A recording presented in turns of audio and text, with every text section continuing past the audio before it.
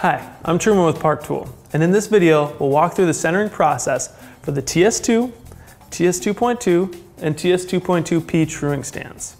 These stands have been a bike industry standard for more than 40 years, and the #1 choice for professional shops around the world. They are built at the Park Tool factory in the USA and calibrated using a perfectly dished and centered wheel to align the calipers. It is possible from heavy use in a shop or rough handling during shipping that the alignment can be thrown off. But it's important to understand that wheels can have their own issues that can impact whether the wheel appears centered between the caliper fingers. Axles may not be exactly concentric. Worn axle threads can be especially problematic. And for hubs using 6-sided lock nuts, the flats on the lock nuts are unlikely to be aligned left to right. And this can shift the wheel slightly in the stand.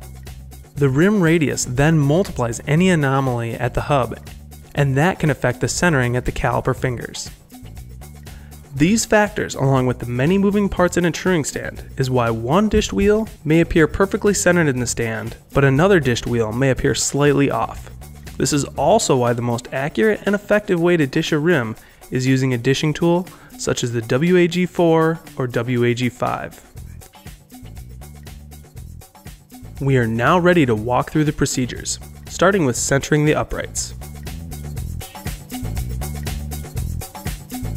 You will need either a perfectly true and dished wheel or a 1554-1 centering gauge.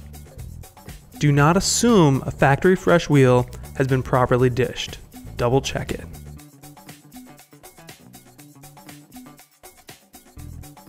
Loosen the set screw on both collars. If the collar screws cannot be reached from the back, loosen the knob until the heads show. Push the arms side to side to make sure they are able to move freely. Install the dished wheel or alignment gauge. Secure the wheel, but do not over-tighten the adjustment knob.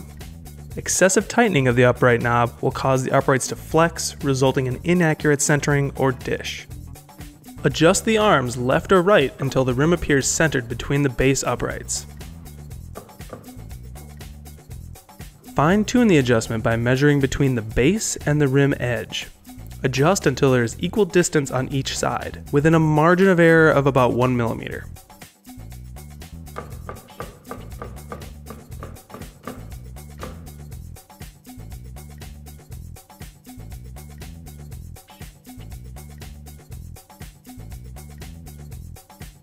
Now tighten the cap screws to a firm torque.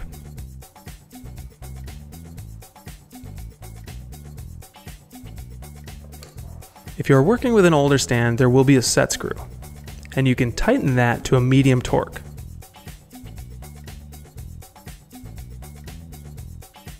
The uprights are now centered, and the next process is to center the caliper arm.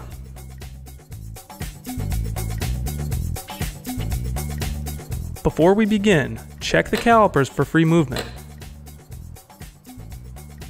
Use the nut to make adjustments if they do not move freely. Install the perfectly dished and true wheel into the uprights. Again, do not over-tighten.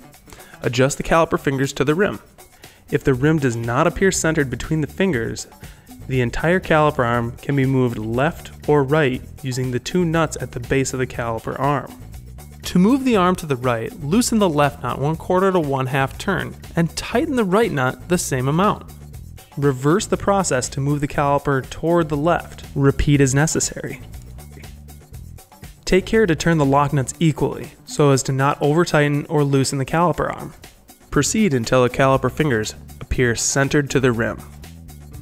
Remember that each new wheel brings its own set of anomalies that may affect centering, which is why the most accurate and effective tool for dishing a wheel is a wheel alignment gauge.